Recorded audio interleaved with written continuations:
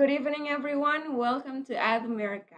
My name is Aninda, one of the guests here in Ad America, and we are so glad to have you back here. If you're new here, Ad America is the U.S. Embassy's American Center, and our mission is to provide a space for young Indonesians to learn more about the United States.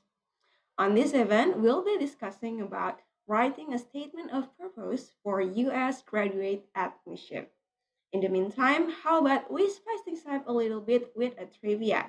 The question for today is it true or false? You should give as much information as possible about yourself in your statement of purpose.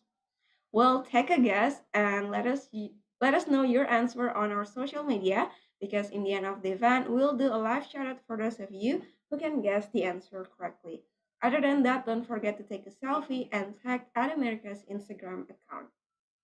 Without further ado, I would like to pass the floor to Santika Salim, our advisor from Education USA at America. Time is yours. Hi everyone. Thank you so much, Aninda, for introducing us today. And I thank everybody who is joining us, whether you are watching us from Zoom or Facebook, YouTube, Twitter, or Instagram, or other platforms. So we are live streaming to all of these platforms. And if you are in Zoom, you can use the chat box to ask questions. And we will have a Q&A in the end of the session. If you are watching from other platforms like YouTube or Instagram Live, you can ask questions in the comment box, and our social media team will pass it to me, and we will do our best to answer everyone's questions as long as it's relevant to the topic today. Okay, so I see a lot of new names tonight, and I wonder if this is your first time coming to Ad America event or Education USA event in Indonesia. So if you are new to Education USA Indonesia or Ad America, can you raise your hand? Let's try this. This is new. Anyone is new? I haven't seen any hands. Oh, I see one. Bilal, Nur Anissa, welcome. Anybody else? First time? I see 3 hands. More? Should I give it some time? Yeah, I think this is enough to let me decide whether or not I should go for the introduction for the Education USA Indonesia. So if you're new here, you probably wonder what is Education USA in the first place and why we are doing what we are doing. And you probably want to learn what we can do for you and at America as a whole network here. Okay, so I will share my presentation tonight. Here you go. I hope you can see my screen now. Yep. So I'm looking at my own presentation. I assume that you are doing fine looking at my presentation as well. So I will start with what is Education USA. It is a US Department State network of over 400 international student advising center in more than 170 countries. So technically, we are all around the world, and our network promotes US higher education to students around the world, giving accurate and comprehensive information. We are not able to be biased. We cannot recommend you to just one or two schools. We are not agencies. We are under the U.S. Department of State. Jadi Menteri Luar Negerinya Amerika Serikat langsung. Okay. Okay, moving to the next slide. I'm going to let you know we have 6 centers that are active and a total of 7 advisors in all of the centers in the whole Indonesia. So we have, I'm listing them down here for you to see. So the first center will be the US Embassy Jakarta. There's Mas Iqbal. And the second one at America Jakarta in Pacific Place Mall. There are 2 advisors here, me, Santika, and my fellow advisor, Christina, is also here. So she will be in the chat box and later joining me in the Q&A. So feel free to say hi to her and ask her some questions if you wonder what Education USA is and what we can do and not. If you kind of like if I talk too fast, you don't really catch it, you can ask her in the chat box. That's fine. And then move to Surabaya, we are in Universitas Erlangga Unair. We have Mbak Ambar there. And in Malang, we are in Universitas Muhammadiyah with Mas Zaki. In Makassar, we are in Universitas Fajar with Chundani. And last but not least, we are also located in Banda Aceh in Universitas Islam Negeri UIN Araniri with Lilis. So you can go to any of the center, the closest to you. I would recommend the closest one to you because it's easier. So let's say if the situations get really better and you can travel and the center's open for in-person advising, then you can try to meet the advisor directly in face to face. But for now, even though it's all virtual, you can still try to get the closest one to have better like relation. They probably know a lot of local things that you probably also know, and that can help sometimes when you are having a conversation or advising session. But you're always welcome to join Education USA at America Jakarta here with me and Christina. We will share how to book a session with us really quickly after this. So I want to let you know this is what we do in these 5 steps. You can come to us in any steps. Basically, you don't have to follow, to start with the step 1 and then step 2 and then 3 and then 4 and then 5. You don't have to do that. You can come to us just like a lot of our advisees here, they come to us on the step 2 or 3. So that is financing your studies. If you need more information on what are your options in scholarship, then we are going to tell you your options and you can research further if it is for you or not. And the third one is completing your application. This is what we are going to be focused in today.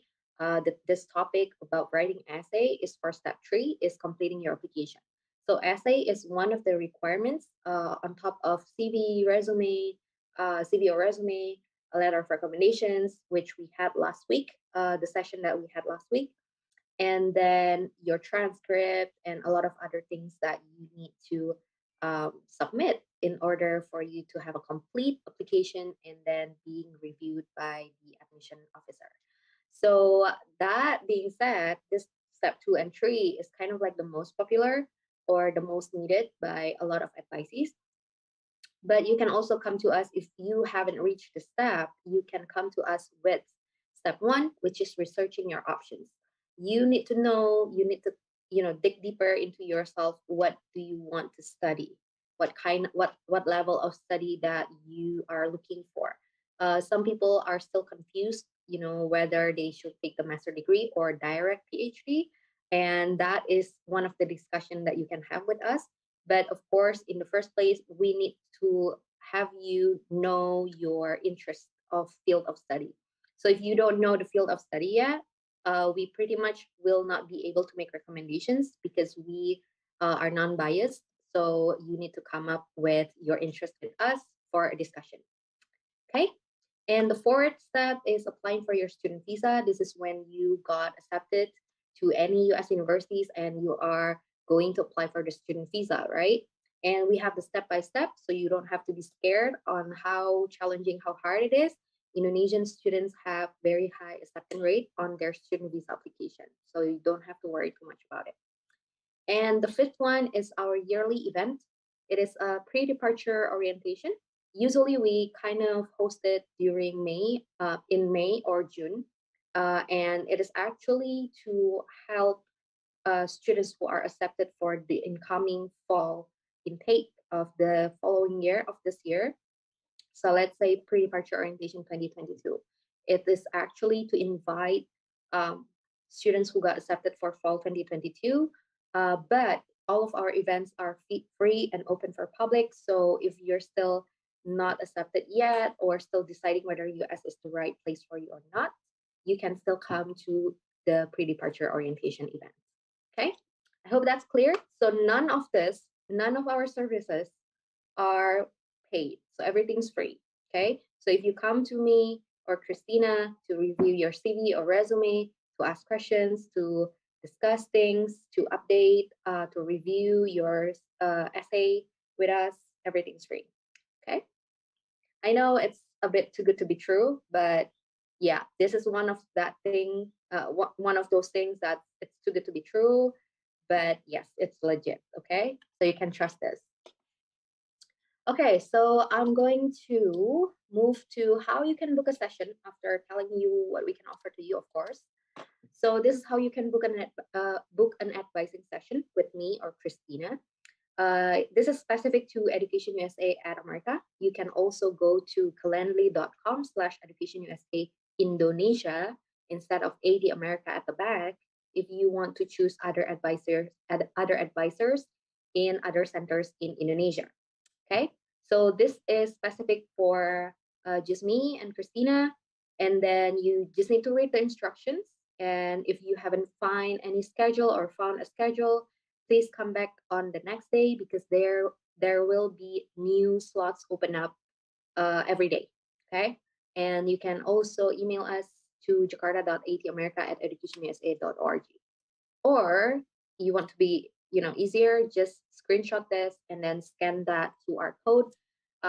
Last time I checked, it's working, and I think I checked it last week for last week's event, and it's the same QR code. Okay, let me know if it's not working. I'm going to do something about it. Okay, so our upcoming events will be all updated on these two platforms at america.or.id/educationusa. You just need to scroll down to the bottom and you can see our upcoming events there. It will be updated once we have a new events coming up. I am still cooking for the April events with Christina, and we are looking forward to invite some successful advisees who got accepted. So these, starting like last month and this month, more and more advisees who came in last year give or share such a great news that they got accepted to this and that universities. Some of them actually accepted to more than one universities. And I'm very happy, and I'm going to invite them to actually share what they do so that you guys probably can learn from their journey, from their lesson learned, do's and don'ts, so that you can follow their footsteps if going to the States is also your goal. And the next website will be educationusa.state.gov. This is for all of the Education USA centers in the world, but you can easily find the upcoming events too. For Indonesia, you just need to navigate in the website and you will find it. Okay. You can also find contact information for other Education USA centers through the educationusa.state.gov website. Okay, so we are going to start tonight's session writing a statement of purpose for US graduate admission. And I'm looking at about 50 participants in Zoom. And I think the chat box is already active now. Okay. Oh, okay. It's the audio problem. I hope you can hear very well now. So, yep, I think the internet is doing well today. So I'm happy. Okay, so first and foremost, I want to let all of you guys know your essay is very, very important. Your essay or essays, one or more than one essays, all of them are very, very important. Almost, if not all, um, almost if not every US university will ask for at least one essay for their application. And you need to check if any of the prompts or the questions from each school or the program that you want to apply for is overlapping or almost the same. So most likely they will be pretty much the same, although they write it in a different words or sentence. When you break it down, it's the same meaning. Okay. And the third one is create one great essay and customize it. You don't have to make 5 different essays from the scratch if you're applying to 5 US universities. So the point here is focus on one really great essay, unless the prompt is really, really different, very unique compared to other schools, then yes, you probably want to customize that one thing, and then the other, you have to start again but still not from zero. You can, put a lot of things together and then add some stuff to make it more into the other schools questions or prompts. Okay, more fitting. All right. I hope I'm not too fast. If I'm being too fast, please let me know.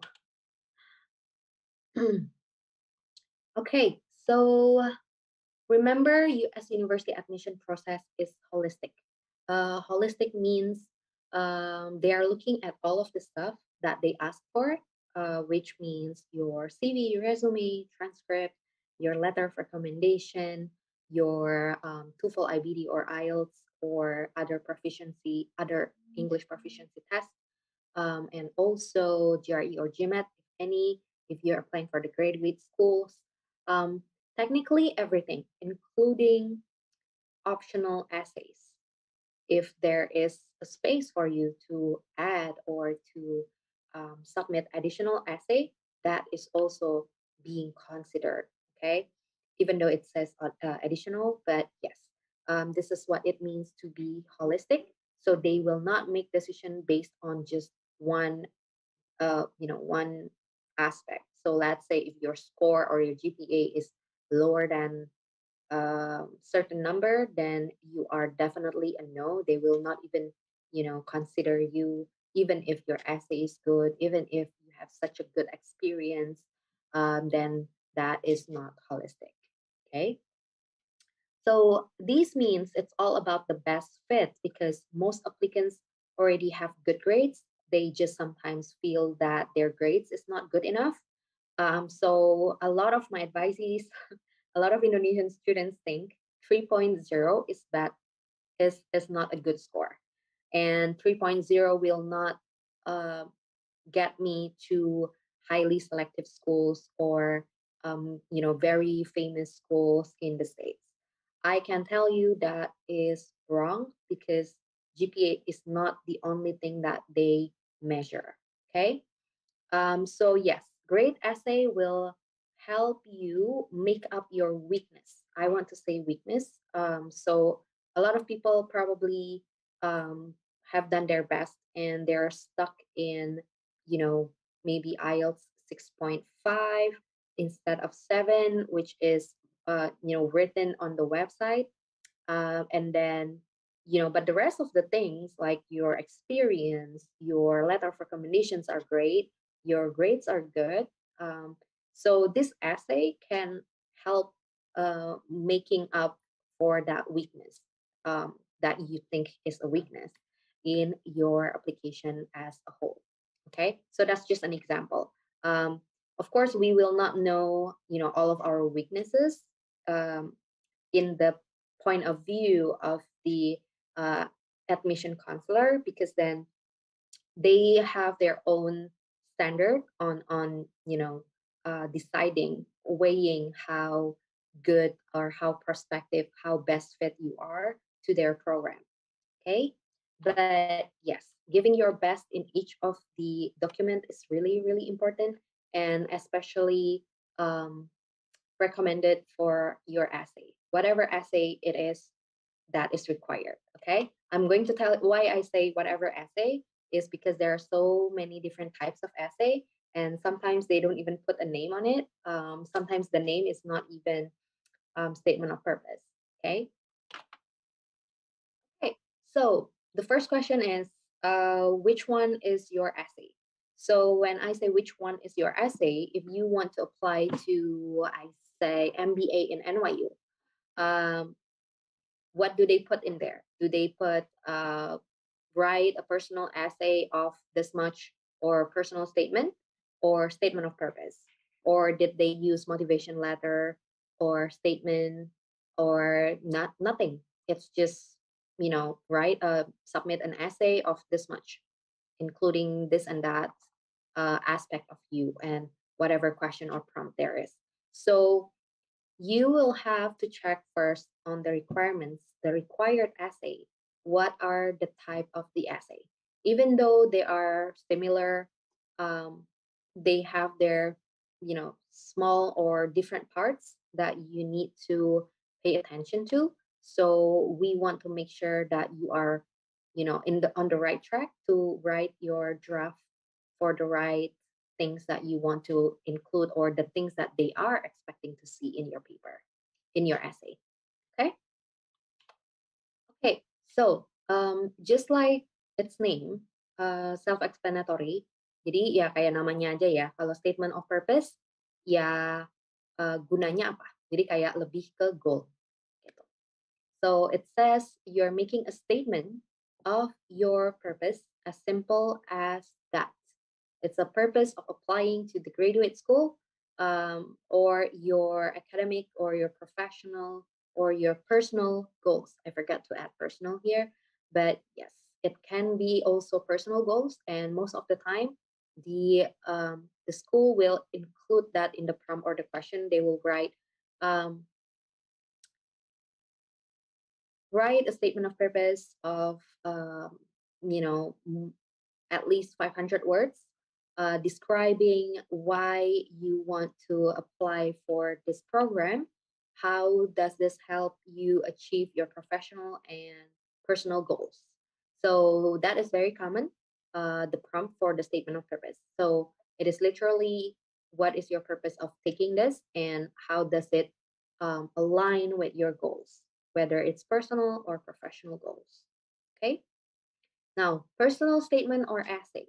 This is more into personal story, of course. So in this aspect, if you are being asked for a personal statement, you want to make sure you're balancing the content of having personal aspect. You don't want to talk from A to Z about your work, but you did not mention how it makes you feel, how this failure or how this success makes you feel accomplished, or this failure makes you feel challenged to learn more about the flaws or the issues or the problem, how to solve it. So it needs to be more personal. It is literally the name of the essay. Okay. Now, motivation letter. If you realize, it says a letter, not an essay. And so this combination, motivation letter, is very, very rarely used in the United States. So please be careful not to mistaken it with other countries' essay. So if you write a motivation letter, which is fine, but make sure you are not submitting the motivation letter with, inside the document stating its motivation letter to the US universities while they are asking for a statement of purpose. Because what will happen is they will kind of figure out that, oh, maybe this student is applying to countries that requires motivation letter instead of statement of purpose, which is what we asked for. Okay, so you want to be careful in that. Um, and it's actually a letter form, not an essay. So sometimes I still get advices who ask to be reviewed, but it's not an essay, it's actually in a letter form. So the first step that I would suggest for those kind of cases or those kind of drafts is transforming it into the right format first. Okay, before the format is fixed, we couldn't focus on the content itself because it is that important. The template or the outline, sorry, the structure is that important. Okay, because then it's not an essay anymore. I've seen motivation statement in one of the US universities very recently, and my advisee come to me with that motivation statement, and I double check with him or her that this is what being asked from the university, from the program that you want to apply to. And then we go to the website of the university together, and yes, it says motivation statement or motivation essay, but it's not a letter. So the template or the form of this writing is still in essay, but it is something has to do with the motivation, which if you think about it, it's pretty much a bit similar. Why do you want to take the uh, graduate program in the first place? What is your motivation, right? So they're similar, but sometimes it's different because of the letter or the essay form. So you need to be careful in um, reading from the official website directly. Okay. And this is an example of how it can be different. So this is from official Columbia University website. I'm looking at different terms here, right? Personal statement and statement of purpose. So it says some graduate programs will ask you for a personal statement and others for a statement of purpose. What is the difference? It depends on the field and program of interest. So statement of purpose, if you're applying for a master or PhD program, they are likely to ask for statement of purpose. It is a statement showing your experience, interest, goals, field, goals in the field. Um, these should in turn make clear your fit to the department. So they are looking for the best fit again. They're trying to decide if you are the right person and if you're looking at if you get what they have correctly too. So it says for the PhD program, the statement will center on who you are as a scholar and researcher. So you can see the difference of the focus. It really depends on your profile. Okay. So if you're applying for masters, you are not that research heavy in the back. Your background is not that research heavy. Of course, you don't really include those stuff, right? Um, Now, personal statement. If you're applying for a medical or law degree, you will be probably being asked to write a personal statement. Usually has a stronger narrative. So, like I said, more personal, more emotional aspect is being shown, being showcased. As with the statement of purpose, you will want the reader to come away with a clear sense of your commitment to the field. So if you think about it, it makes more sense to have something more personal if the field is something um, for a greater good in a sense. So like medical law, it affects lots of people, right? So what they want to know is who are you as a person in this field? Are you someone who is empathetic? Are you someone who is disciplined or things like that? So more personal. Okay. So the aim is to showcase your qualities, like I have given an example just now, to help you succeed in the program in that field. So they also want to know you as a person, a personality, on top of what you have been doing, your field of expertise, and so on and so forth. Okay. All right. Do we have questions so far? Oh, no questions yet. All right. So if you guys have any questions, send it in the chat box, and we will have it answered. We will have them answered in the Q&A later. Okay. So this is the continuation of what I found from the same source. Keep in mind the terminology is not set in stone. Artinya ini tuh bukan yang kayak pasti kayak gitu. Jadi ini masih agak fluid. Kamu harus cek lagi apakah ini yang diminta sama program kamu gitu. So you need to check again. Uh, so it says here, whatever type of statement or essay you're asked to write, take advantage of the opportunity to bring your story to life. Jadi apapun esainya, apapun nama esainya, pakai kesempatan itu sebaik-baiknya buat menunjukkan apa ya, cerita kamu atau kelebihan kamu, apa keahlian kamu juga gitu. Okay? Finally, begin drafting early, ideally the summer before you apply. So this is actually, if we talk about the summer before you apply, it could be at least 6 months, depending on the deadline. So you need to know your deadline first before you start planning. That's the basic of this whole making US study plan. But sometimes the deadline let's say for fall 2023 for next year is not being announced yet. So what you can do is refer to the deadline for fall 2022, and it is usually more or less the same. You know, if it's different, sometimes it's only by a week or so. So yeah, you just need to check the last information available for the deadline, and you can know how much time you have to prepare. Okay. Different questions or prompts or program specific requirements. Like I said earlier, the importance of checking each program that you want to apply. So, for example, you are applying for MBA for to school A and B and C.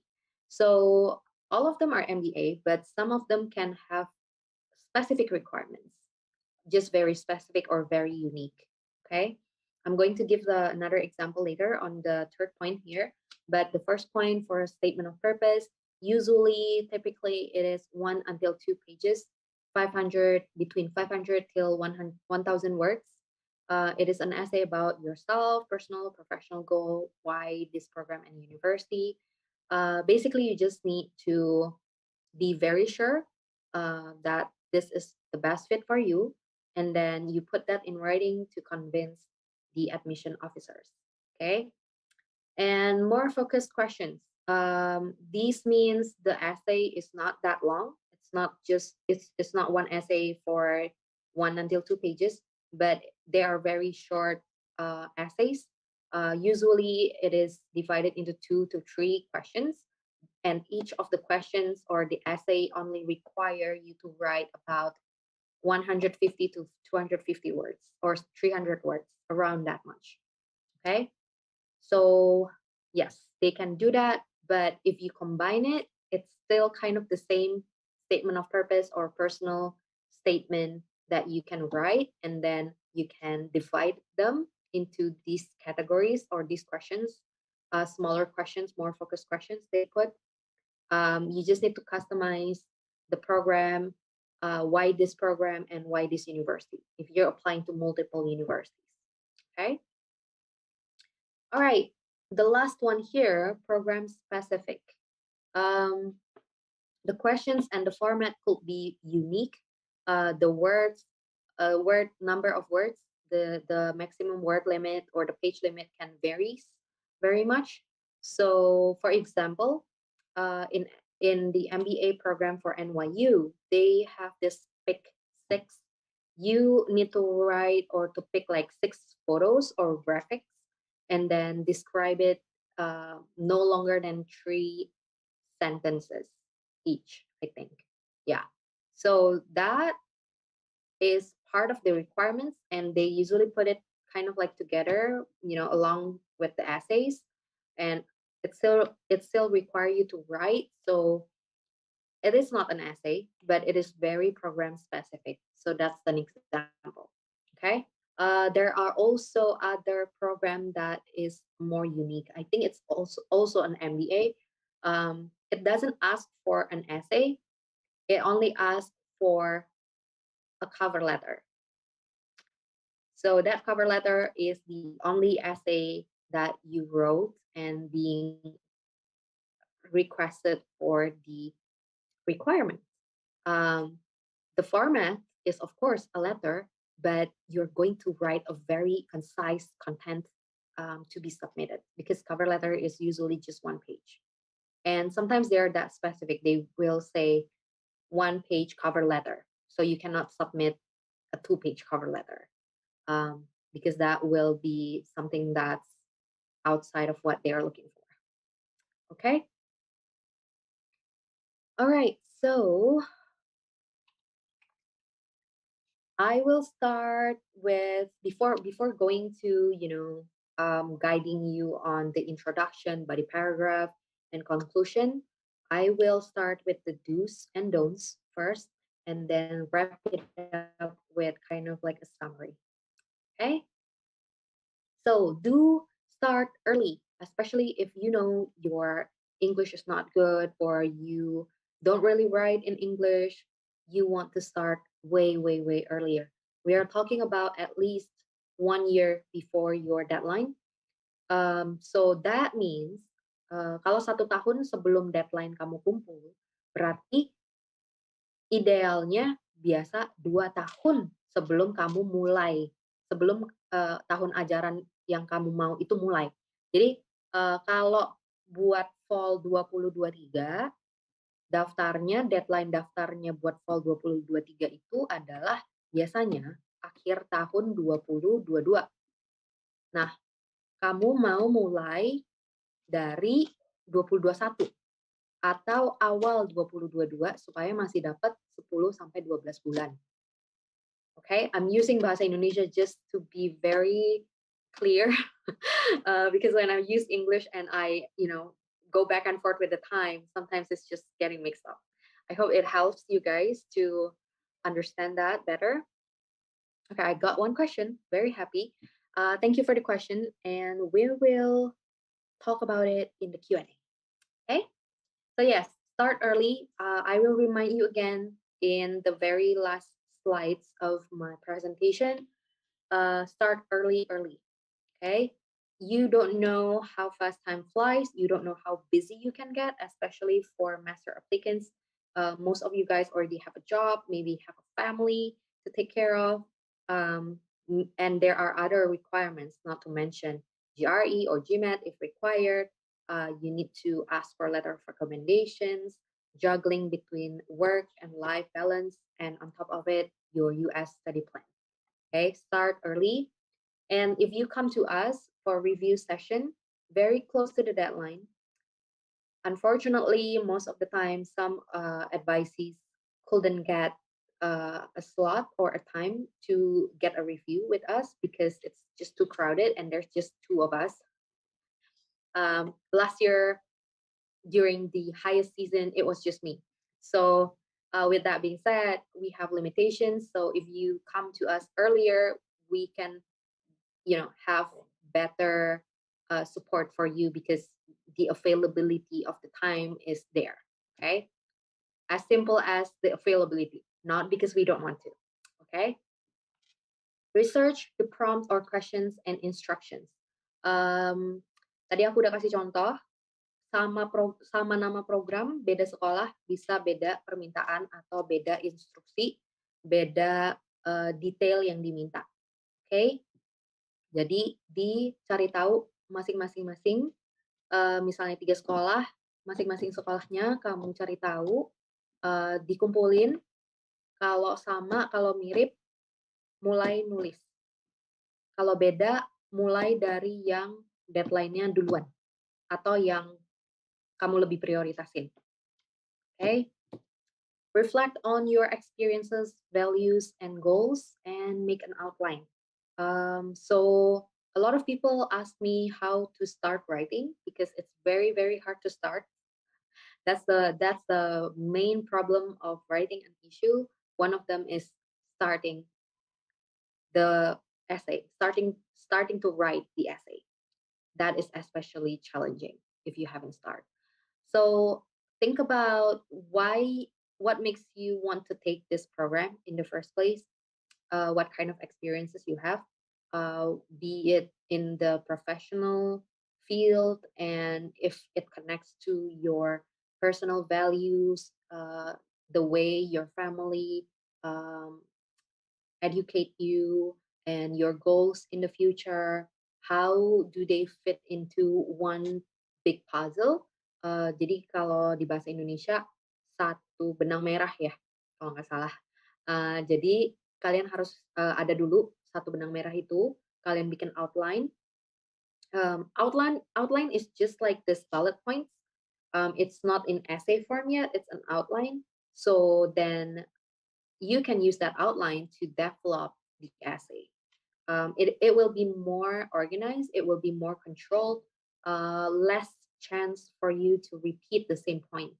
Like you already explain it in the first paragraph, and then because you don't have an outline, you explain it again on the third paragraph.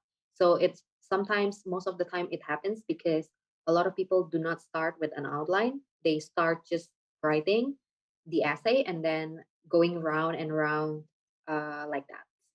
Okay. Just write, do your best to answer the prompt or question. Kenapa aku taruh just write? Karena kalau kamu mikirin mau nulis apa, tapi nggak ditulis, the draft will not be there. So you just need to write. Um, kalau bingung banget gimana mau nulis apa, kata pertamanya bingung banget mau nulis apa, langsung coba anggap aja jadi kayak menjawab pertanyaan. Jadi kalau misalnya kalau dulu kita ulangan kan kayak ada pertanyaan nih, terus kita harus menjawab kalimat lengkap kan. Jadi coba aja kayak gitu dulu. So yes, try your best to answer the prompt or the questions if it's really hard for you to start writing anywhere. Okay. Make sure your theme, topic, or your goal is consistent, realistic, but not pessimistic. Ya, yang realistic itu, a lot of people come to me with a very realistic, great, awesome, wonderful goals, but they are pessimistic. They think it is um, too ambitious. It's too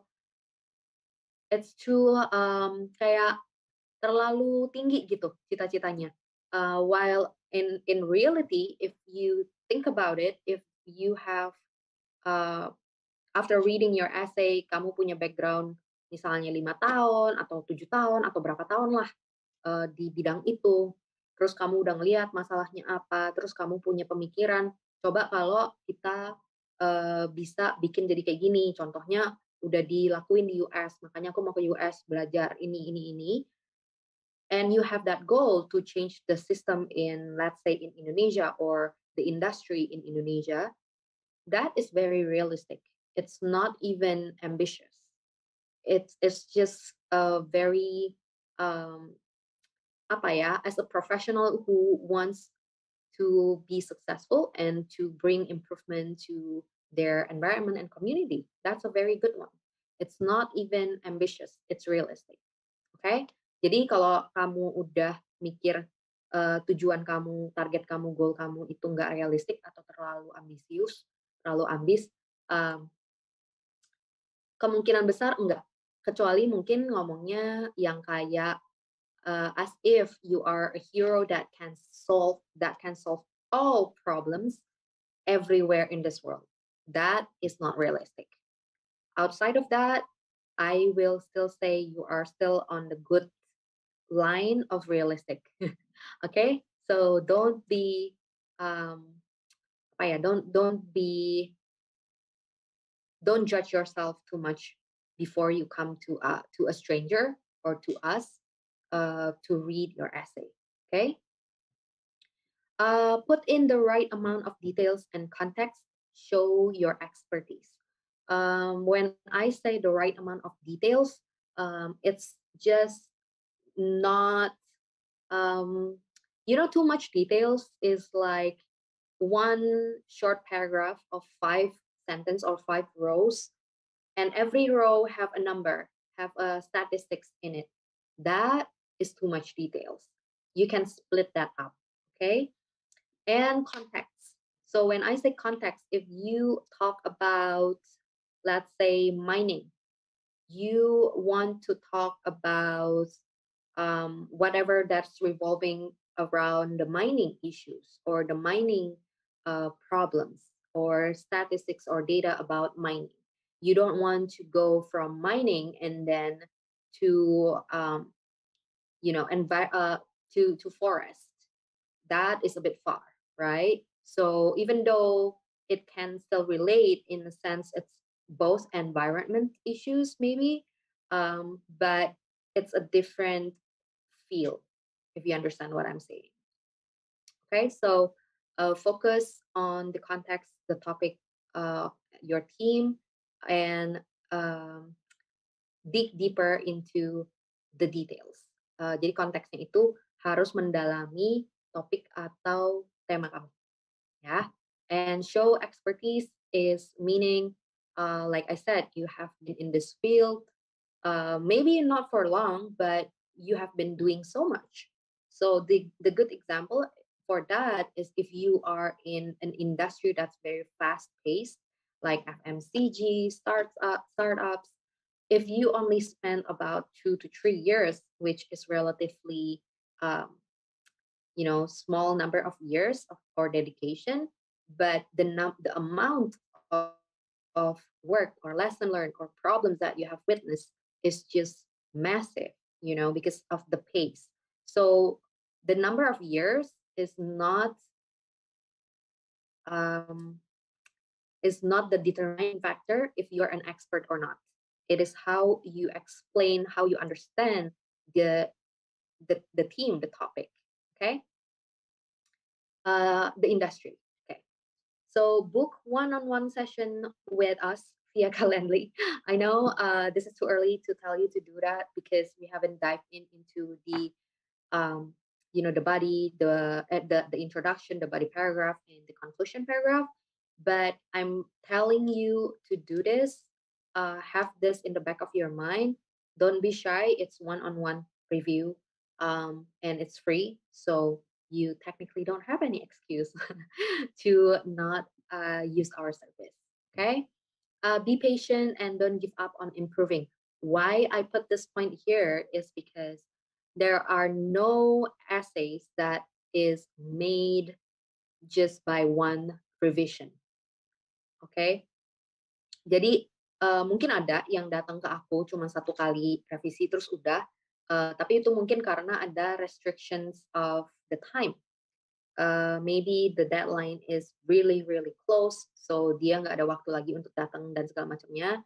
Tapi kalau benar-benar 1 kali revisi terus kayak, okay, this is such a great essay, I think you're ready, atau orangnya juga udah super pede just by one revision, just by one time input, so far belum ada. So you got to be patient. Um, you have to be very patient and don't give up on improving.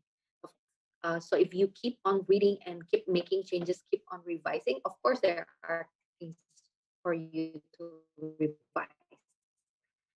But you need to know which is confident with this version, and I'm ready, mentally and physically ready to submit this, then go ahead. Gitu. Okay, so that's that, the do's, and move to the don'ts. I think I have more don'ts than do's. Well, basically it's easier to tell someone not to do something, but it's easier to spot mistakes. That's what I'm saying. Don'ts. The first one is it's not a biography or a research paper. Makanya itu tadi kalau research paper kan isinya pasti semuanya angka atau fakta atau very technical ya, kayak semua metodenya kamu runtutkan. This is not a research paper unless you are writing a research proposal. Is maybe one of the requirements too, but we are not talking about the research proposal or academic writing sample that they ask for. This is strictly statement of purpose, personal essay, or or anything along this line that they put a unique name on. Okay, not a biography. You don't have to write. My name is born in, and your, I don't know, like the whole story of maybe how many siblings you have, how many aunts, and then how you start your life, your early childhood, and then moving to your adolescence years. It's not a biography, and we don't have that much space. So that is why we shouldn't be doing this. Okay. Strictly following the word or page limit on the first few drafts. So I always tell my advisees yang baru datang pertama kali buat review, biasanya esainya loncat-loncat. Paragraf pertama ngomongin A, paragraf kedua udah ngomongin D. Jadi nggak disambungin dulu nih A ke B. Gitu. Terus ada C, tapi langsung D. Jadi loncat-loncat karena word limit atau page limit. Gitu. As simple as that. You don't have to follow the word or page limit for the first few drafts, as long as you wrote everything that you think is needed there. Jadi kayak bener-bener satu kesatuan, walaupun lebih limit, word limit atau page limitnya lebih dikit, nggak apa-apa. So when I said exceeding the limit, we can go up to half of the limit. So if the word limit is 500 words and you go over until 750 words, then we can still work really well to reduce or shorten or omit certain parts that's not necessary.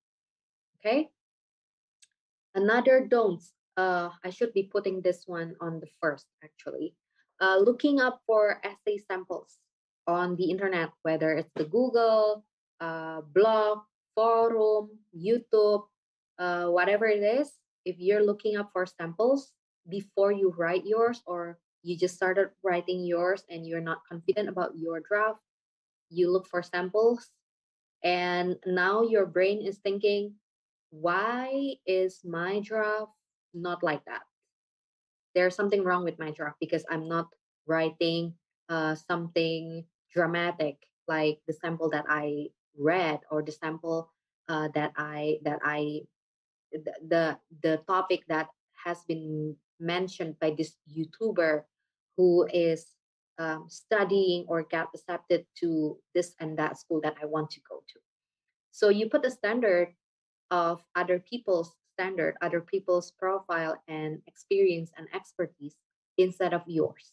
So it makes you harder to write something great about yourself and to showcase what you have. Okay, so don't do it. Um, if you ask me, can I share samples of my advisees who got accepted already? I actually can, because I kind of have everything. Um, but the first the first issue will be, um, even if they permit me to, even if my advisee allow me to share it, I will not be comfortable in sharing it, because sometimes I am still shocked by the things that advisees come in to review their essay. It's very very personal. If it's personal statement, sometimes they wrote about someone very dear to them passed away, and it changed their life and everything like that. So if I share those kind of things, I am not sure if it will keep the confidentiality intact. You know what I mean? So yes, I'm not going to share any of your essay, whether or not you allow me to do so in the future. If you already got accepted later on in the future, and then you told me, hey Santika, it's fine if you want to share my essay to your advisees, and blah blah blah. I won't be doing that, because I know it will not help. It will not help anyone, because you will not have the same story. Nobody will have the same story. Even if you grow up in the same village, the same neighborhood, you went to the same school, you write an essay, you answer the same question for the essay, you can write something different. So if I give you a sample, it will break the whole original aspect of your writing. Okay, it has to be authentic. What else? And oh, another issue with looking up for samples is plagiarism. It's plainly copy pasting. Sometimes it's not like 100% copy pasting, but if you copy paste like one phrase, like let's say one small paragraph, right, from the internet, from any online articles, and then you just change one or two words or three words, and if the um, admission committee run your essay through like automated screening for plagiarism, they will show up the number of percentage of how much level of that is being plagiarized. aka copy pasted from somewhere else. Um, and if you're already in the States, this is their standard of submitting any homework or research paper or um, any writing of sort needs to go through that kind of screening for plagiarizing, for plagiarism, to avoid plagiarism, because it's that serious for them. So you don't want to risk this part, okay? No plagiarism, no plagiarism. Um, if you copy paste something, you use the quote, you use based on this source name or this organization, referring to the name of their organization, just quote them very briefly, but and put a quote mark, okay? So you don't want to just copy paste and then that part is just different from the rest of the paper. Even if they don't run it with the screening tools, if they read it and the first paragraph is your style, your writing, and then the second paragraph is not your style of writing, they will know. They will know that very quickly because they are reading so many essays every year, and you don't have to say the US Admission Committee will catch that. Kadang aku pun pas baca essay advices aku, kalau ada yang beda apa ya, beda style cara penulisannya, itu kadang aku bisa nanya dan kadang bener dia lupa pakai tanda kutip, dia ngambil dari website university-nya kayak yang, cutting edge, courses gini, itu kan bahasa marketingnya, universitasnya. So, you don't want to do that, okay? Don't copy paste without putting a quote and quoting where you got it from. Reciting CV or resume, only listing achievements in chronological or reverse chronological order. I will give you an example after this one for the reciting CV or resume because it is the um, most frequently mistake being done in the essay. So I will just gonna show you. Accidentally submit essays meant for other country or university or program.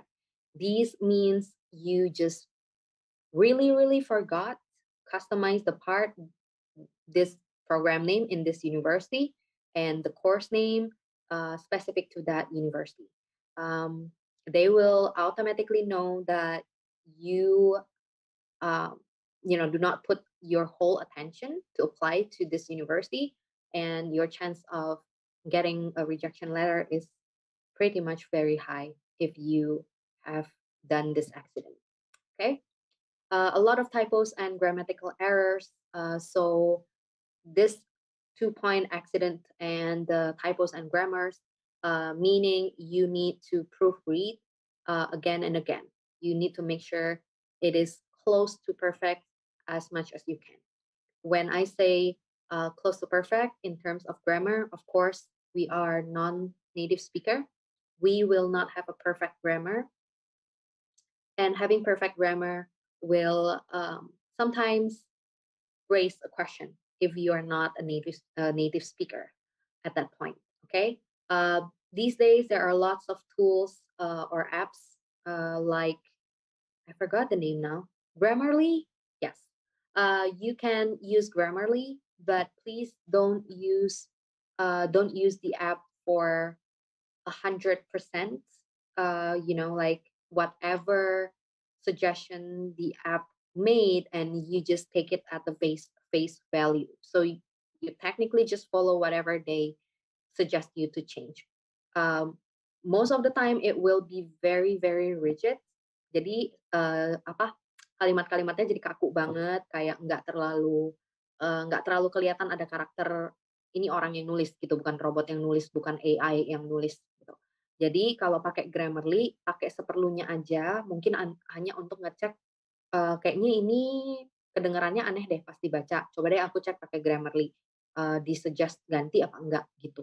Jadi bukan kayak kamu masukin semuanya, terus ikutin generatornya si aplikasi apapun lah itu, dan kamu pakai yang langsung udah selesai di-generate atau selesai dibenerin grammarnya sama mereka, ya. Don't do that. Contractions. Ini artinya singkatan. So I will, so should have, didn't, don't. Let's not write those down in the essay. So in the essay, we try to be more formal. So you should spell them out.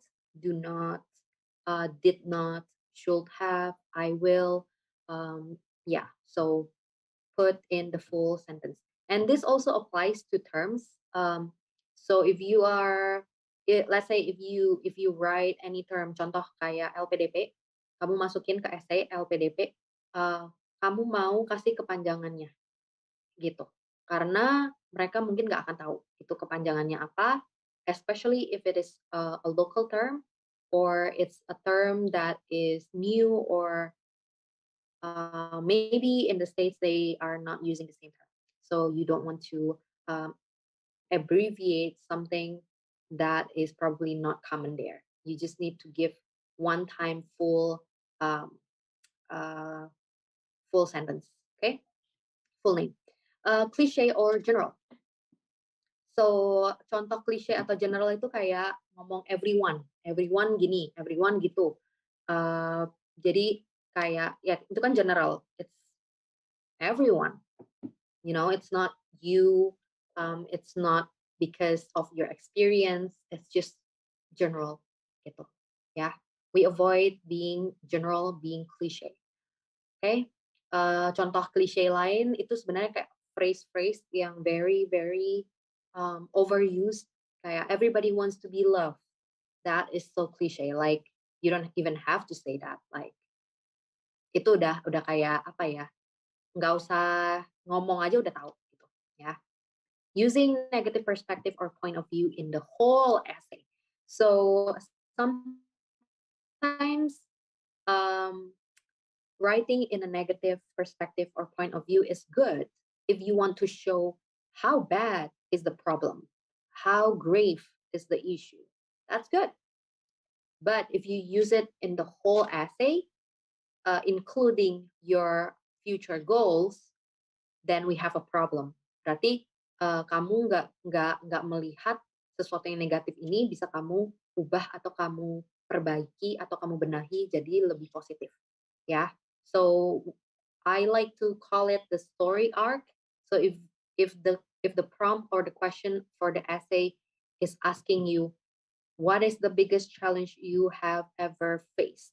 How did you overcome it? How does that shapes you to be who you are today? Now, that is a perfect example of if you keep telling something negative happened in the past and it made you to be this type of negative person and that type of negative thinking, bla bla bla, semuanya negatif, itu nggak ada perubahan dong berarti, ya kan? Kamu berarti nggak overcome the challenge juga dong, karena tetap aja negatif gitu kan. So we need a story arc when you say, I experienced something negative, and then there's a turning point where I experienced this and I became more mungkin open-minded, and I realized that blah blah blah jadi positif. Gitu. Okay, so we need a story arc, not a monotone storytelling here. Controversial or highly unconventional topics. I know this is very subjective. Some people can, some people feel that biasa aja, topik-topik kayak gini tuh B aja gitu loh. Apalagi kalau mau ke US kan ya mereka mungkin lebih open-minded, culture-nya. While it's true, it will also depends on how you write in the essay. Again, if you write controversial topics with all of your personal opinion, no facts, just your personal opinion, that is just very hard to be susah di backup gitu. So especially important if you are writing something unconventional or controversial, you need facts to back you up. Okay, most common mistakes, like I have mentioned, CV or resume recitation. So I'm using myself as an example here. So if I'm reciting my CV or resume and I'm writing a statement of purpose or personal essay, this is what I would write. Okay. My name is Santika. I was born in Jakarta, Indonesia. I earned a bachelor's degree in business administration from X University in 2015. After that, I started working in A company for 2 years until 2017. Then I got a job as an accountant in B company, and I worked there for 3 years until 2020. So all of this thing can be found in my CV or my resume that I also submit to the program or the admission. Okay, so we don't want to write this. We don't want to write this essay, and even worse, we don't want to submit this essay. Okay, so ini bukan yang harus kalian tulis.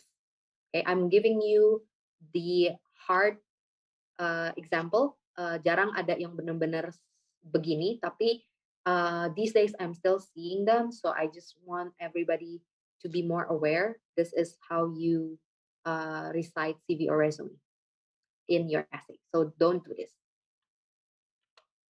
Okay, another common mistakes, general statement. Jadi kayak tadi aku bilang, nggak terlalu mendetail ya.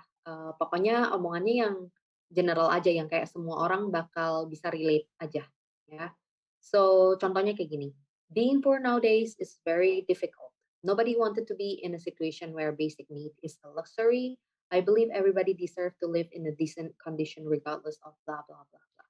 So if you realize this statement, no, sorry, this phrase, this short paragraph, does not have anything really personal, as in personal thoughts. Tapi kan emang topiknya, tapi Santika ini topiknya benar-benar um, personal loh. Ini tentang kehidupan orang, terus tentang kemiskinan, it's about poverty. It is personal, right? Tapi kalau kamu baca lagi, poin dari ini adalah kayak we don't get kenapa okay, being poor nowadays is very difficult. Now, how do you define poor? Apakah nggak bisa nggak bisa makan 3 kali sehari? Gitu. Apakah ini di Indonesia? Apakah ini di Asia? Apakah di developing countries? Apakah di developed countries? Right? So there's no details. This is general. Okay? Don't do this. Kalau kalau aku dapat essay kayak gitu pas review itu catatannya banyak sekali. Catatannya banyak, ceritanya banyak, discussion-nya juga jadi panjang ya. Oke, introduction paragraph. Sekarang kita masuk ke how you can best write per section. I think there are people who ask if we can get the PPT ya. No, Do we have that question, Christina? no, I'm just sharing so everybody can see it. Oh, okay. Yeah. So just in case you are thinking if this PPT can be shared to you or not, unfortunately, cannot share to rewatch on at America's YouTube anyway. Okay. So let's start with the introduction paragraph.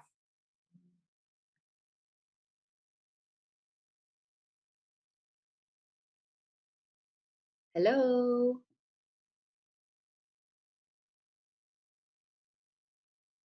Hello. Yes, Santi. All good now.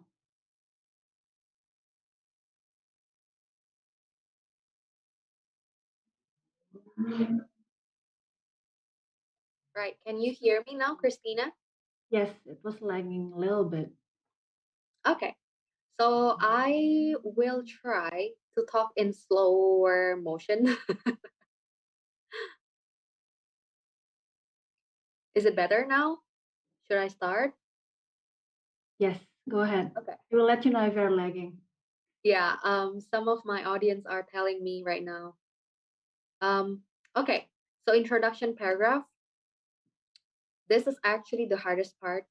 The hardest part is to start, and it applies not only to writing, not only to write this essay.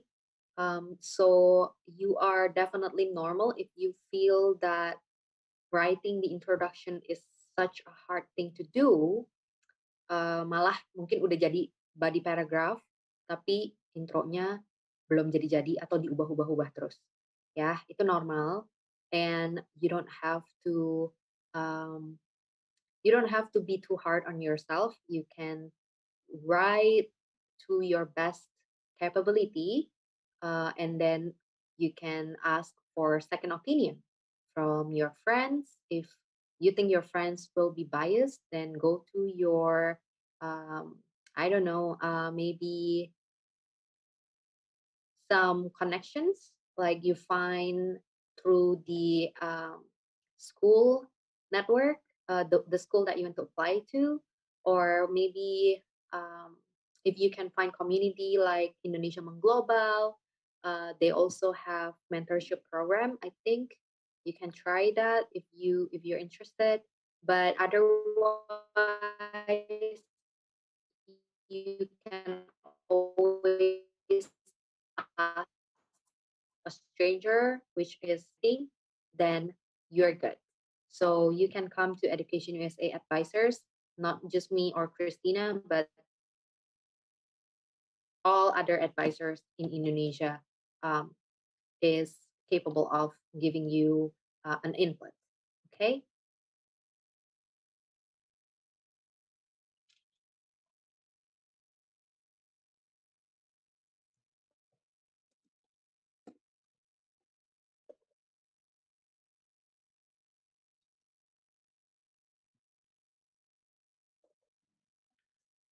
Hello, Santika, are you there?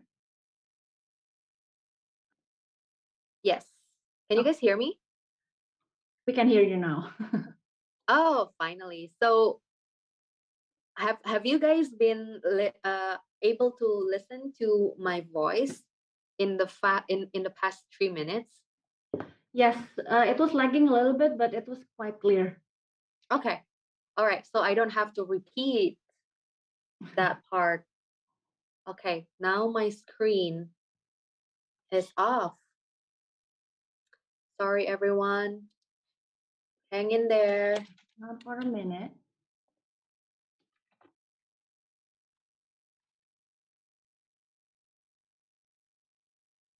Oh, I'm being kicked out. Give me 1 minute. I will go in again.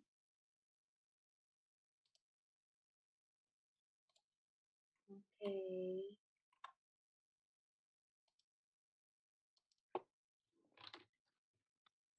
Well, while I am having this technical issues, if you guys have any questions so far, this is the perfect time for you to type them in and send it to the chat box.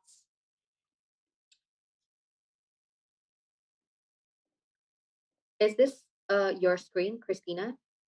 Yes, this is mine.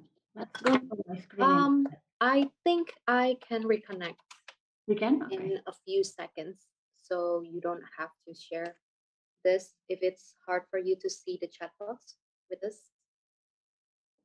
Let me see. I think Okay, that'll be okay. so can I have at America Teams help on making my other account a co-host so that I can share my screen?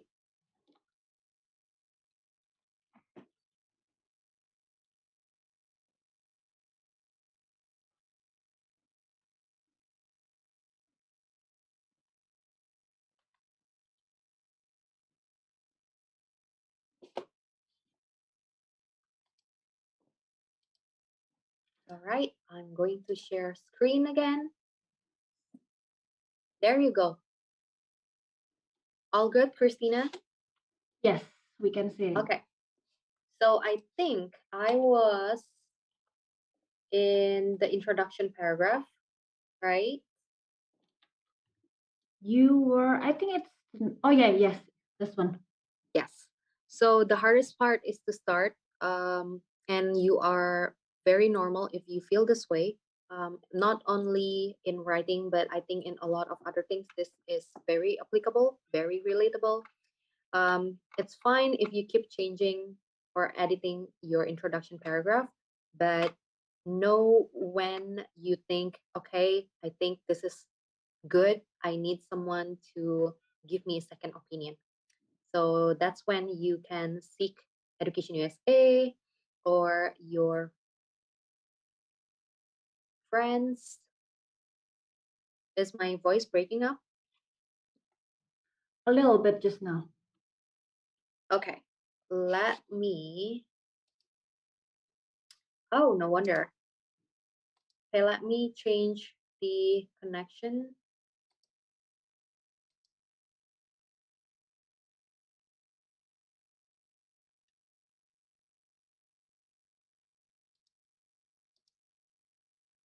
One second, everyone.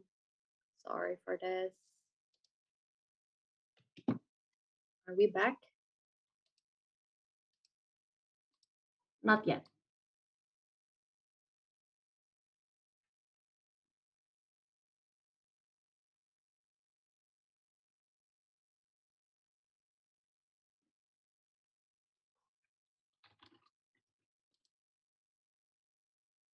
Oh, that's weird. I am sharing my screen. Let me try again.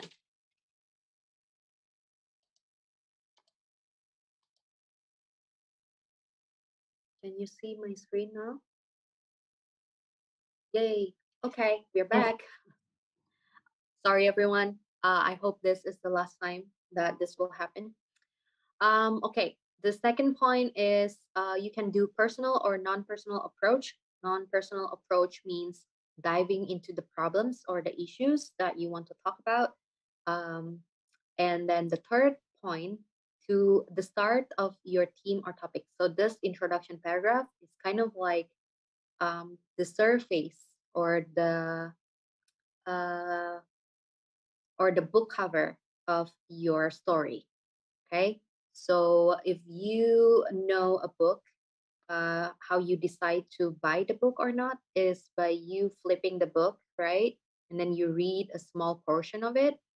Then take that as kind of take that as a kind of your introduction paragraph. Okay. Move to the fourth one. Use a hook or a cliffhanger at the end of the paragraph for your introduction. Um, so you will have a question like, oh, how do I write a hook or a cliff? How do I make a cliffhanger? So each person have different style. You don't have to stick by just one guidance. You can ask question. You can be a bit sarcastic. You can ask rhetorical questions. So you do your style, okay? But just so you know, the last sentence of the introduction paragraph supposed to make the reader want to read the next paragraph and the rest of the paper. Okay? My fifth point, avoid my name is as an example in my previous slide. So if you already start writing your draft, but your introduction is still my name is this, and then I was born in here, then maybe you need to twist uh, the story a little bit. Maybe it's not about your name. Maybe it's about where you were born. Maybe it's the environment. Maybe it's your family. If you are a generational doctors or lawyers, things that are unique just to you, not to everybody. Okay. The sixth one, the last one for this introduction paragraph, I would say could add some facts to raise readers' attention. So just one, maybe as brief as if your issue is population in Indonesia, you can mention Indonesia is the world's fourth most populous country. That's a fact. And some people don't even realize that Indonesia, the rarely heard country name is the fourth rank in their population. Okay. All right. So move to the body paragraph. Yes, I need to speed things up because we need to have about 20 minutes Q&A. All right, the body paragraph, you need to elaborate the issue or problem or idea from your outline, and then make comparisons. You can make comparisons. You don't have to always make comparison, but if you can, or if you don't have any idea on what to elaborate, you can try to make comparison. Give more facts that that connects to the issue or to your topic, and with the brief citation, like I mentioned. So if you got this data from WHO, World Health Organization, then you need to put it there, just in the sentence without any in-text citation. In-text citation is like that, with a small number on top, and then in the bottom of the page, there is this long citation, like your research paper. Now you don't have to do that in essays, except if it is for a research proposal or research statement, then maybe you have to do that. Okay. Context is important. Again, don't assume they will know where and what is Jakarta if you do not add capital city of Indonesia after you mention Jakarta. Okay, that is just an example. So a lot of times, people come to me with an essay that has specific location, or local names, local terms. But of course, um, the U.S. admission committee are native speakers. They're not Indonesians, so they will not know the location or the specific Indonesian name that you mentioned. Okay, that's what I want to. That's what I want you to realize and put yourself in their shoes. If you're not Indonesian, will you know this place? So sometimes remote locations, yang kayak nama-nama udah pedalaman banget, itu kadang kita orang Indonesia aja kita nggak akan tahu juga, right? Jadi let's not, kalau kamu bisa skip nama tempatnya boleh, tapi kalau kamu mau menjelaskan dikit konteksnya boleh juga. Jadi either way it's your choice. But sometimes if I read the essay and I feel like it's better for you to explain what kind of place it is, then maybe you need to consider that. Okay. The fourth one, why do you choose the program and the university? This is usually included in the body paragraph.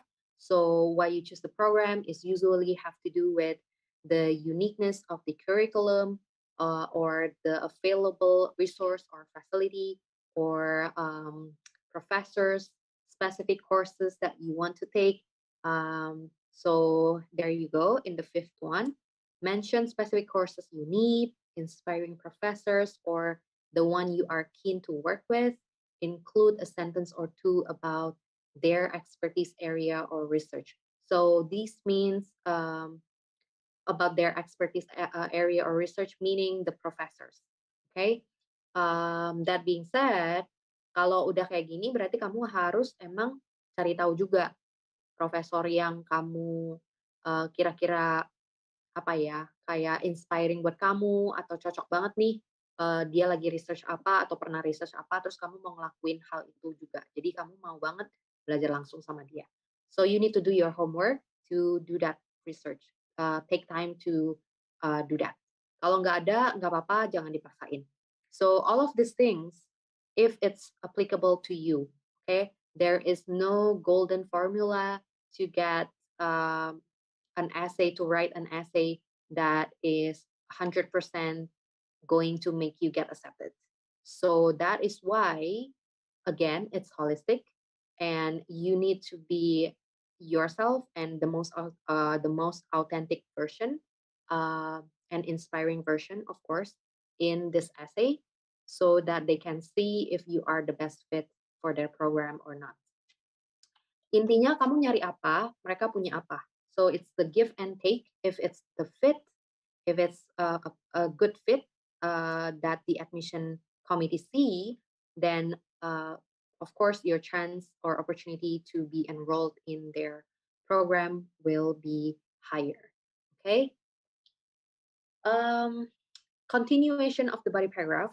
What attracts you to the program? You need to know the strength or the uniqueness and the fit of the program and institution to who you are, to what you want to do, to your background, gitu. Ya, jadi semuanya kayak tadi aku bilang harus satu kesatuan, ada benang merahnya, nyambung semua. What attracts you to the program? Sometimes it can be as unique as some program have this special. Mm, it's not special. It's a very flexible curriculum where you can take a course or two course, or you can take courses outside of their universities, just that unique. So let's say I think these are well-known schools. My advisees told me that I remember either was it Harvard or MIT or Yale. So it's like if you apply to this program, you are in this program in, let's say, for example, in Yale, you can take a course in MIT, for example. So that is one of the things that attracts you to the program, to the program. Okay. Next one, refer to specific aspects or focus of the program that matches your interest and goal. Of course, you want to know, you want to, dig deeper if this program is focusing into the economy, or it's to the financial aspect, or it's to the tax aspect. So, contohnya misalnya sama-sama MBA bisa lebih mendalami ke entrepreneurship, ada yang lebih mendalami ke ke startup belakangan ini, ada yang mungkin ke hal-hal lain lagi gitu. Jadi kamu mau benar-benar tahu ini fokusnya kemana dan cocok apa enggak sama interest dan goal kamu. Demonstrate clear career goals, and what is the impact and for who. So when we mention career goals, of course we want to do something not only for ourselves, and of course it has some impact, right? So you need to kind of mention that. Last one, avoid redundancy. Same point but different wordings, different sentence, but same main idea. So let's avoid that. Kadang itu um, yang bikin jadi susah dimengerti kalau di esai-esai, ya. Okay, conclusion paragraph. So you should be looking at the conclusion paragraph now, but it's still loading.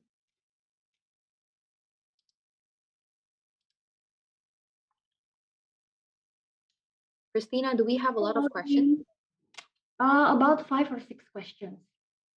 Okay, can do that. Oh no, it happened again.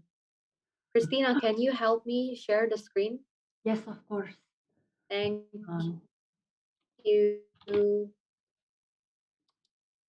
Okay, I give up on this backup okay. PC. I'm here.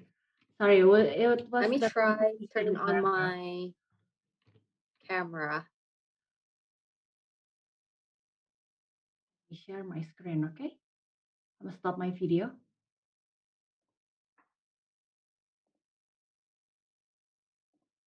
Hmm.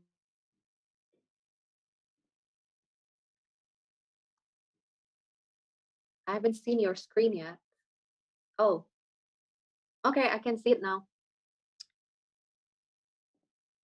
All right, so let's do this conclusion paragraph. We are going to wrap up your statement of purpose or the purpose itself.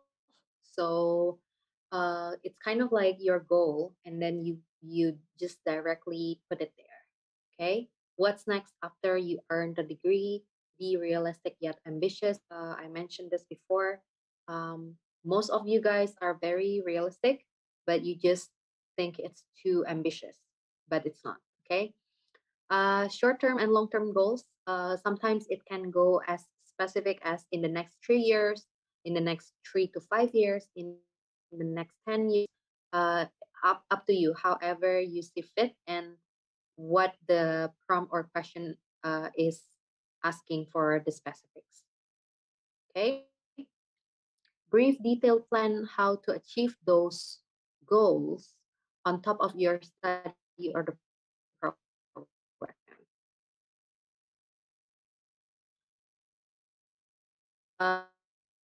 So after you study them like monthly plan, but you just need to tell them maybe if you're going to raise awareness for a global warming issue, for example, then what you're gonna do is build a community to to outreach to smaller areas or remote areas where people are not aware of the issues. So that is the example of the detail of the plan.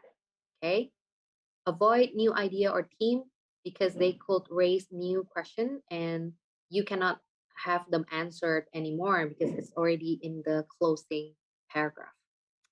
A summary or overview of the whole essay, but with a stronger highlight because it is shorter and more direct because it's the conclusion paragraph. Usually it's not very long. Okay. Last one. Um, avoid, I believe I am the best candidate for this program. Uh, with my background, with my experience, I believe I am the best candidate for this program. Because if you have to write that, then you need to question whether or not the content of your essay has been reflecting that or not. Because if your body paragraphs already reflect that, you don't need to tell them this obvious um, statement. When we say um, another really common one that I usually read is I believe I am qualified. So kalau kita bisa daftar, kita pastinya qualified. But they're not only looking for anyone that's qualified. They're looking for someone who is the best fit for their program. Kamu nyari A, dia punya A, gitu ya. Jadi itu harus fit dulu. Jadi kalau kamu bilang kamu kandidat yang cocok buat mereka dan segala macamnya, tapi kamu nggak ngasih tahu kenapa, itu jadinya ya bukan ngebantu kamu ya, jadinya plain statement aja. Everybody can write that down. Okay? And we don't want that. All right, next slide. I think we are almost done. Hold on, I'm trying to click it. I think I'm lagging a Yes. little bit too. No, you're fine. And this is what makes your SOP, statement of purpose, great. It is clear, it is concise.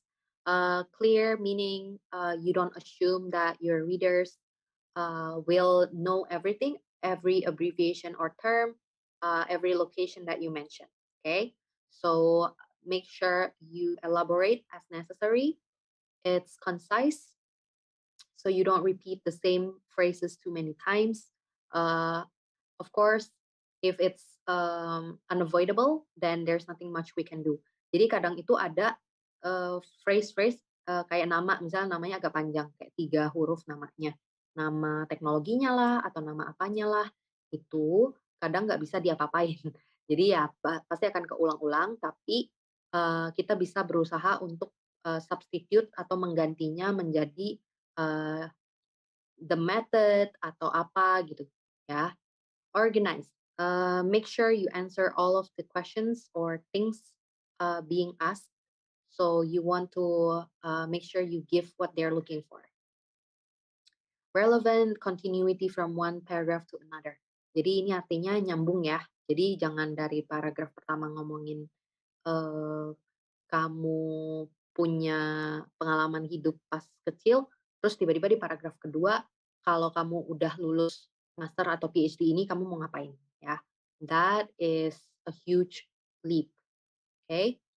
What sets you apart from other applicants? Which means It's in the details, it's in your story. Kalau kamu punya detail-detail yang bagus, ya itu yang bikin kamu unik daripada kompetitor kamu yang lainnya.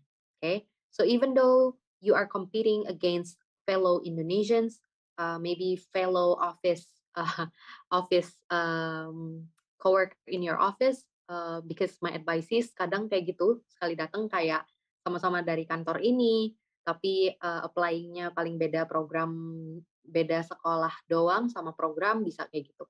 So you're competing probably against people around you that you already know, but the difference will be in what you write. And that is also why we do not really do group review essay. We only do one-on-one essay review. Okay? Supaya biar essay-nya nggak ada yang sama. Oke, kita ke poin berikutnya. So, where am I? Speaks to your audience.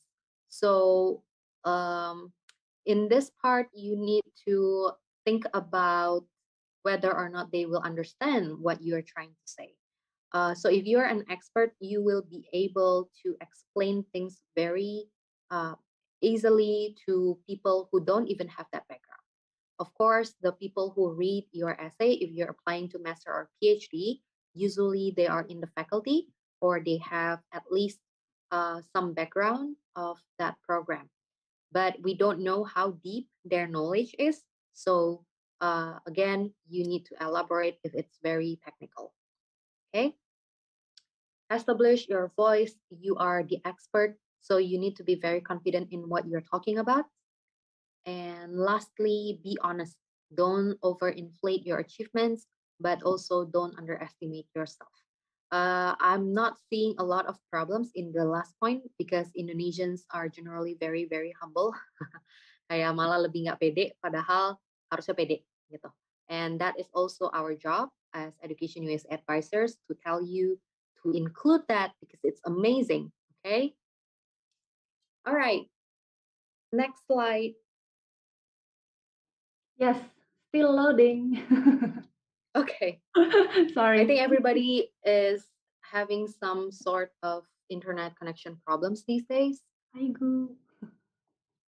All Wait. right, writer's block. I will go really quickly here. So writer's block itu misalnya kamu udah nulis intro atau kamu bahkan belum bisa nulis introduction paragraph atau udah nulis introduction terus stuck bingung mau nulis apa lagi.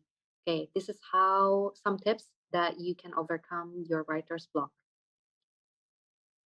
Next slide. Okay. Kalau kamu masih belum mulai introduction-nya, just start writing down your thoughts. Worry about how it sounds, worry about the grammar and everything else later. If you are more comfortable in writing in Bahasa Indonesia, then go ahead and put that in Bahasa Indonesia first. As long as you have the ideas down, okay? Record your conversation about the topic or your thoughts, maybe a conversation with your friends or your professors or your coworkers, whoever. If it's recorded, and sometimes we are more fluent in explaining when we are talking. So when you are trying to write it down, you forgot what to write after you talk about it. So recording it makes it easier for you to revisit what you want to write, and you can write it down while listening to it. Write as long as possible and worry about the word limit, if any, later. So, like I said earlier, if there's a word limit, like let's say 500, in the very beginning, you don't want to uh, write your essay, and then once it's close to 500 and you're like, oh, I cannot include this one anymore because it's already the almost the word limit of 500 words. And so your essay will feel like it's not finished when people are reading it. So let's not do that. You can go exceeding the word limit if there's any word limit, say up to 50% of the limit. So if it's 500 words, you can go over 250 words. So the total could be 750. Do yourself a favor and we can revise it later. Okay, ask others who know you well, maybe your professors or colleagues or friends, to help you brainstorm. But um, keep in mind that your brainstorm is not something that's a must. So sometimes we take other people's input very seriously, but we forgot whether or not that is what we are trying to say or what we are trying to showcase in our essay. Okay, so take it with a grain of salt and reflect it back whether or not this is what you want to talk about. Okay, this is the point that I want to emphasize. Last one, ask strangers for honest opinion or review. So again, we are here for you if you need any essay review for bachelor or master or PhD applicants are very welcome. Um, the only essay that we usually don't have time to review is scholarship application essay. So like Fulbright application essay or LPDP application essay.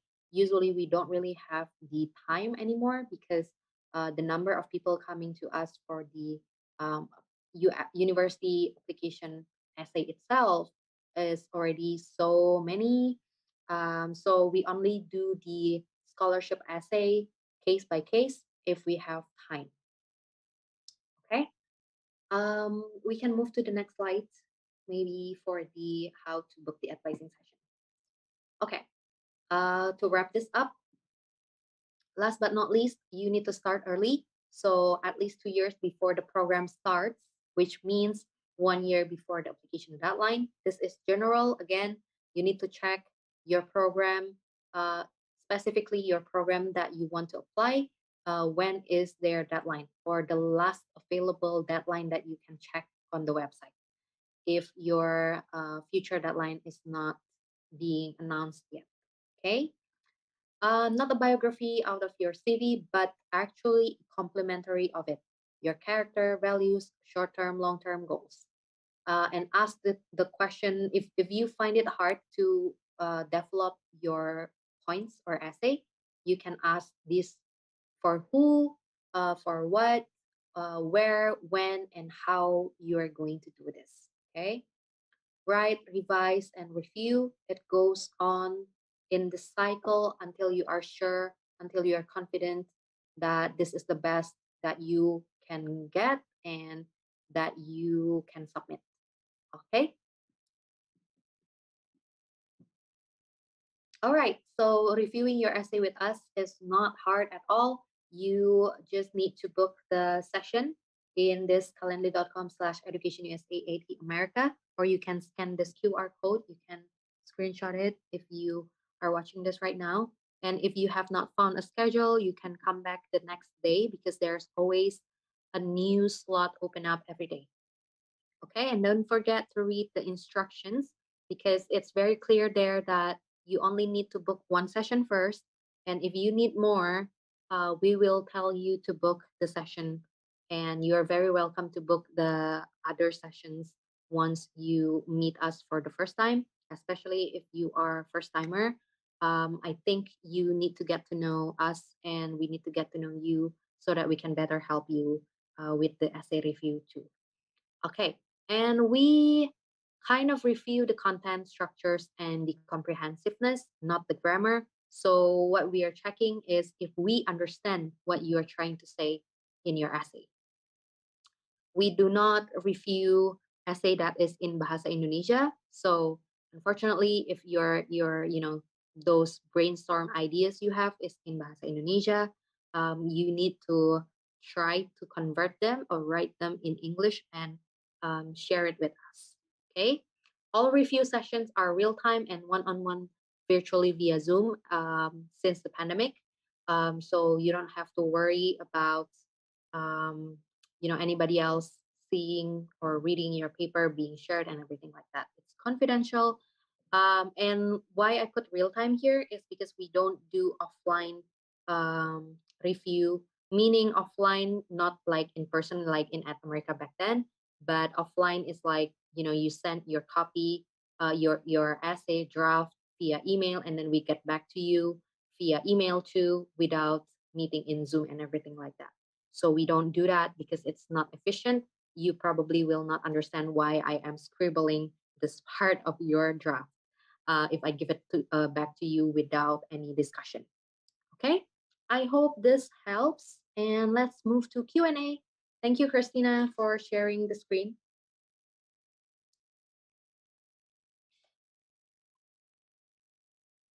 All right, I will try to turn on my video.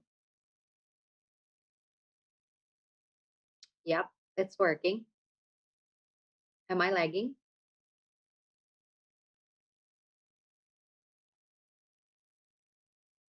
All right. Okay, so I'm gonna check the Q&A, the questions list first. Give me one moment. Let me check.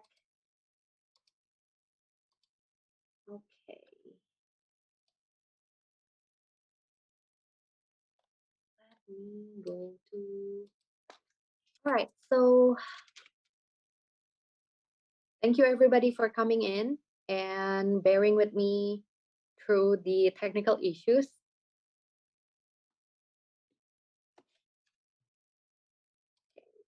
Let me check the questions for today. I haven't seen any. Oh, here you go. 16 March.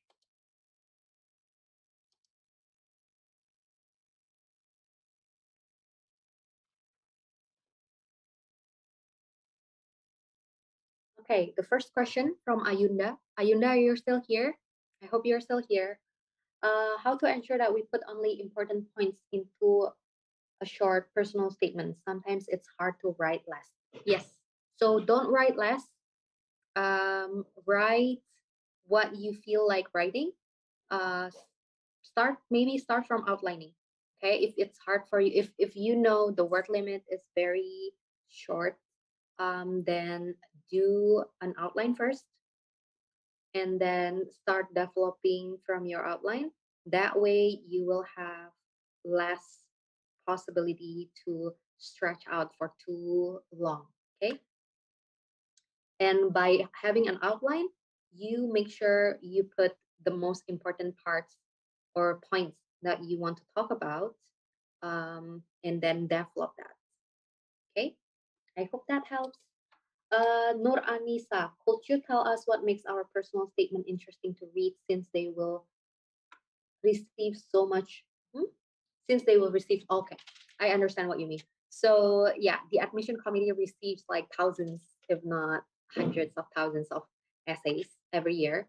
Of course, what makes it interesting is, so one of the, I'm gonna tell you that you being an Indonesian is already a selling point, but what kind of Indonesian are you? What kind of work experience you have? What kind of life-changing experience that you have? What do you want to do by taking this program? How do you see yourself? Meaning, what's your goal after you get this degree that you plan to have from them? So that is what makes it interesting to read.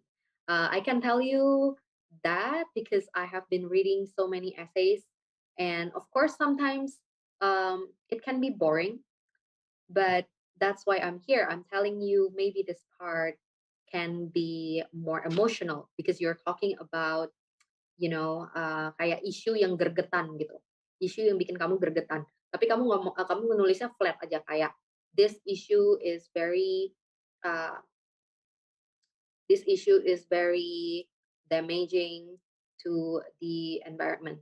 Dah, gitu doang. Tapi kamu di introduction ceritanya kamu ini personally pernah experience kayak kebakaran hutan mungkin, yang penyebabnya adalah of course salah satunya mungkin global warming ini. Jadi kalau kamu punya cerita kayak gitu dan kamu mau membenahi masalah ini, kamu harusnya lebih emosional dong gitu. Kamu nggak cuman kayak ceritanya flat aja gitu. Jadi lebih disesuaikan aja sih kalau di aku ya. So yes, hope that helps. Eka, is that better if I write about my all experiences or goals, but insight only? Or I write a few experience or goals, but more focused? Yeah, Eka, jadi we don't want to put everything, like all experience in the essay. Again, it's already, if we are talking about all experience, all Santika, you're lagging a little bit. Bentar ya. The internet is really bad today. it should be in your essay. It Kan? should be in your CV. Can you repeat that?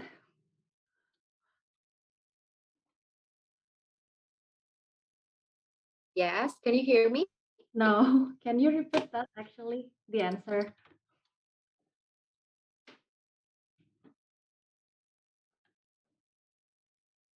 Hello. Hello, Santika? Yes, can you hear me now? Yes. Can you Okay, repeat your cool. answer So where was I?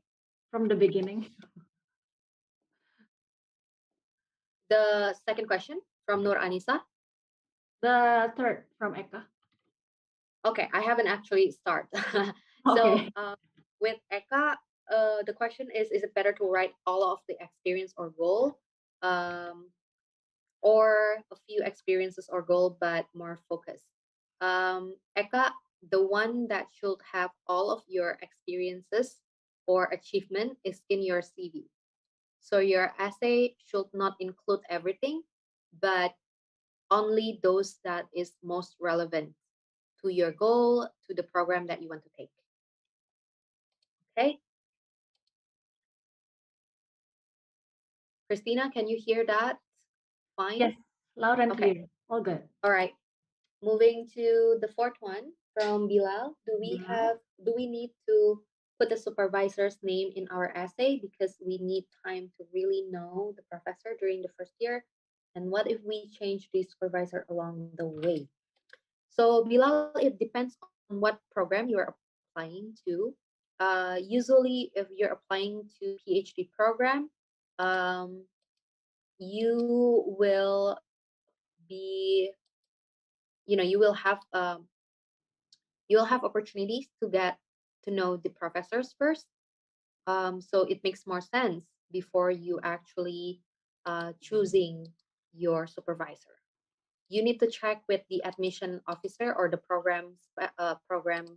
um, program expert for the program that you want to apply to. Okay. So next one from Yudhistira, how do we make a simple essay but the content is very meaningful and touch the admission? How do we make a simple essay but the content is very meaningful? Think about the topic that means a lot to you and answering the question first. Make an outline and then develop from that. Okay. You will have the answer, Yudhistira, karena kamu yang tahu pengalaman-pengalaman kamu, kamu yang tahu personal experiences kamu, yang goal kamu, aspirasi kamu juga kamu yang tahu.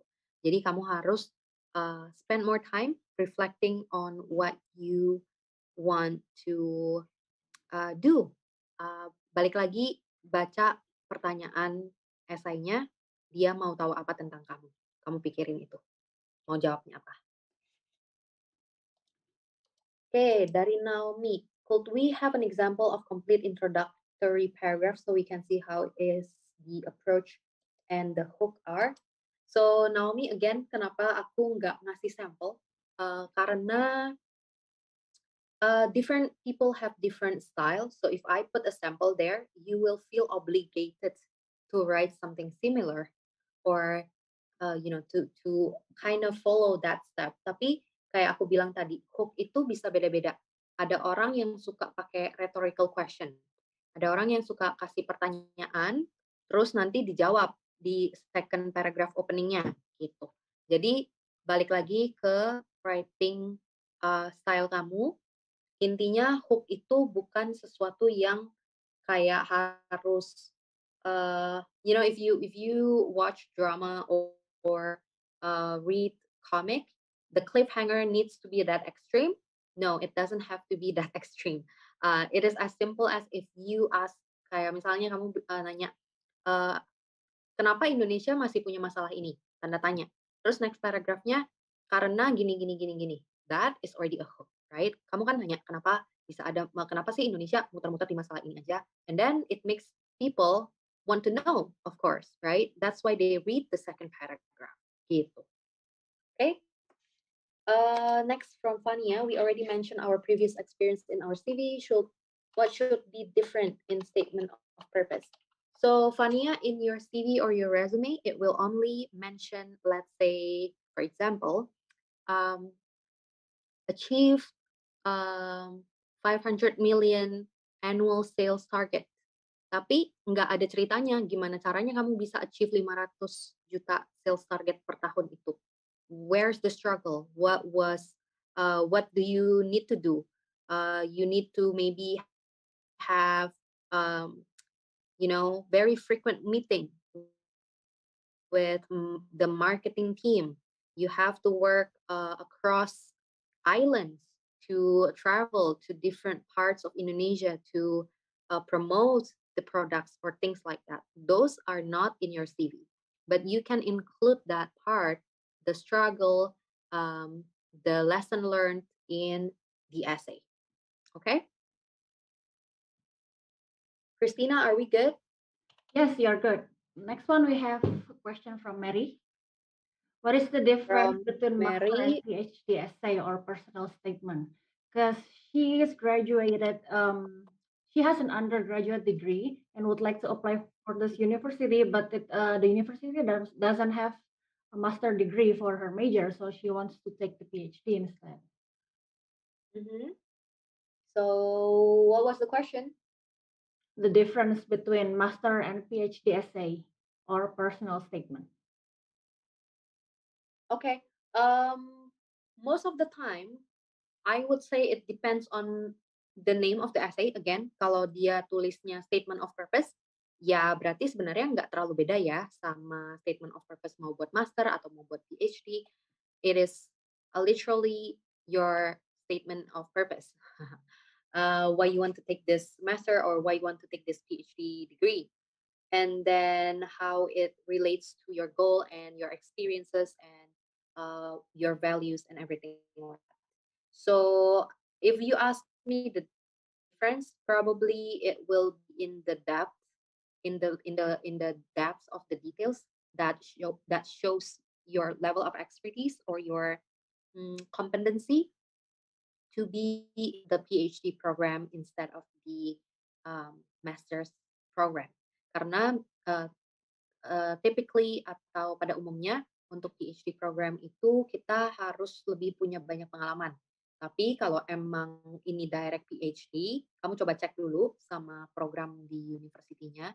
Kalau ini direct PhD, meaning kamu bisa daftar dengan bachelor degree, tapi kamu at the end of the day bakal dapat master plus PhD. That means it's a direct PhD, and then you can of course be qualified to apply to that program. Jadi pertamanya kamu harus tahu dulu ini mereka minta harus ada master degree apa nggak apa-apa kalau cuman punya bachelor degree. That's the first one. The second one, in terms of the difference of the essay, I don't see anything significant. Maybe it's only in the depth of details that you need to be able to explain. Kalau untuk PhD, kamu harus lebih bisa show that you are already gitu in that field that you want to research on. Kalau itu research heavy, especially kalau itu research heavy ya programnya ya, PhD-nya. Gitu. Sama bedanya lagi PhD itu, usually they have another essay, it's not an essay, it's actually a research proposal. research heavy, Hello, or you're breaking up a little bit. academic sample writing on top of your statement of purpose useful? You're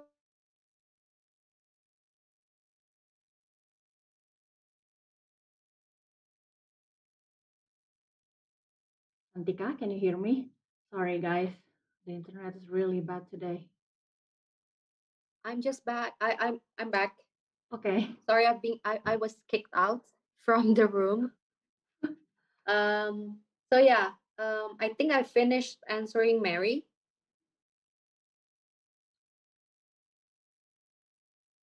Yes. Christina, can you hear Yes. me? Yes. For the next one, we have questions from Eka.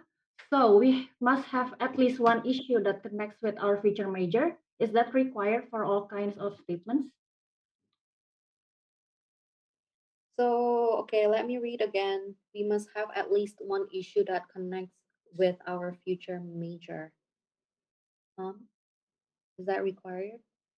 So, yeah, usually the question for statement of purpose is why you want to take this program, how this program helps you achieve your personal and professional goals.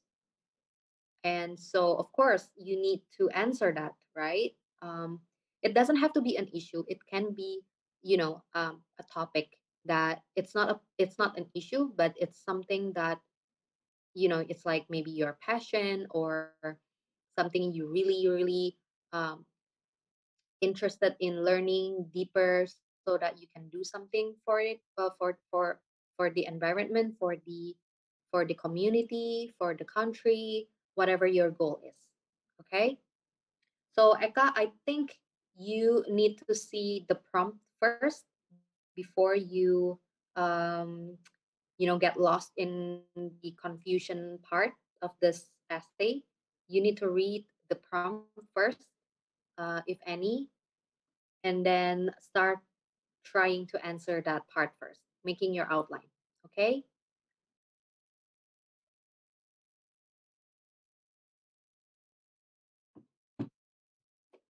And that's all.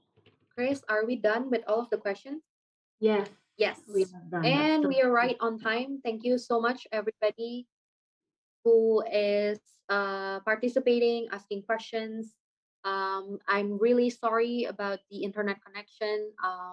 I will try to think of something else next time. And thank you so much for sticking with us.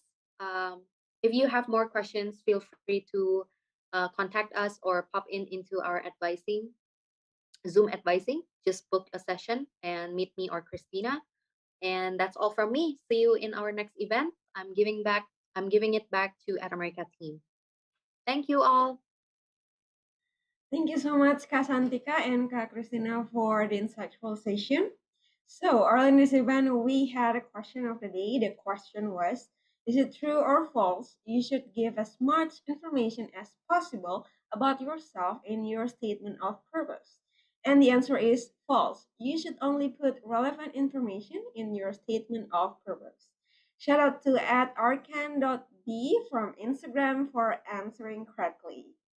Thank you to everyone who has participated to our question of the day. Don't forget to tune in next time and catch a chance to get a live shout from us.